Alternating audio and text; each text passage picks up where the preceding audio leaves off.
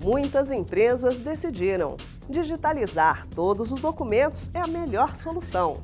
E são muitas as vantagens. Ganha-se agilidade, é mais fácil fazer backup, dá para compartilhar muito mais rapidamente com funcionários.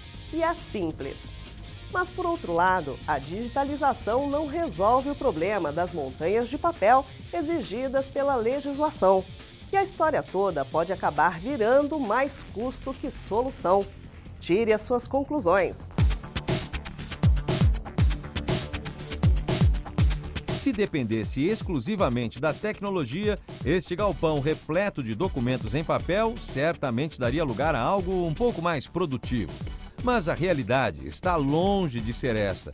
Apesar de as soluções para a digitalização de documentos terem avançado bastante nos últimos anos, a burocracia e a falta de leis específicas no país ainda fazem com que montanhas de papéis como estas sejam arquivadas por muito e muito tempo. Esta empresa digitaliza em média 12 milhões de páginas por mês. Cada documento que chega aqui é identificado com um código de barras e digitalizado em scanners de escala industrial. Automaticamente, esse documento sobe para o nosso servidor e aí cai num portal chamado Portal All Store, para que o cliente já tenha acesso imediato a essa documentação digitalizada. Apesar de todo o avanço, o último passo desse processo é para trás, pelo menos na nossa opinião, né? Depois de digitalizados, esses documentos são arquivados em caixas e colocados neste imenso galpão. Para evitar qualquer possibilidade de incêndio ou ameaça a essa papelada toda, o nível de segurança é altíssimo. Quando um documento original é solicitado, um funcionário precisa usar uma lanterna de LED para evitar qualquer tipo de aquecimento e procurá-lo, assim, ó, no escuro. Mais do que isso, essa empresa possui uma moderna sala-cofre para guardar mídias e os documentos ainda mais importantes de seus clientes.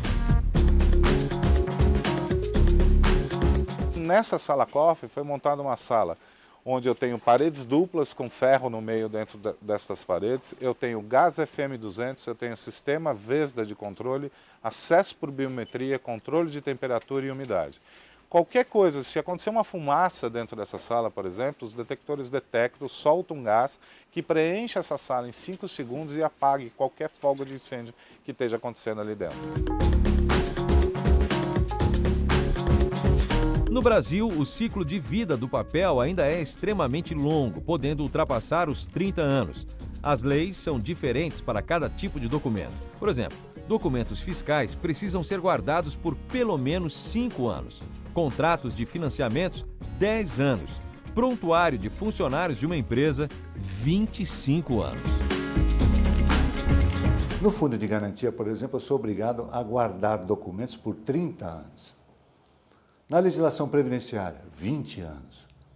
Porque eu posso ter alguém que trabalhou, prestou serviços para mim, teve um vínculo empregatício, teve uma relação de emprego, vai se aposentar, às vezes não tem informação, e vai precisar dessa informação que ele vai obter através da minha empresa.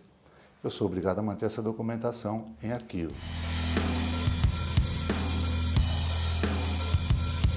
Na visão do especialista, o que acontece é uma inversão de responsabilidades do governo para o contribuinte. Em vez de o órgão responsável fiscalizar, é sempre a empresa ou a pessoa física quem tem de comprovar sua inocência e quitação de dívidas. Claro, a tecnologia poderia ajudar e muito, mas para travar um pouco mais ainda a situação, no Brasil não há qualquer legislação que aceite documentos digitalizados como oficiais. Eu não posso gerar arquivos eletrônicos da minha própria documentação para mantê-las guardadas e, eventualmente, utilizá-las numa possível exigência em relação ao ente público, porque não há uma presunção de verdade se eu não mantiver esse documento na forma original para provar que aquele arquivo eletrônico foi gerado a partir de um documento original.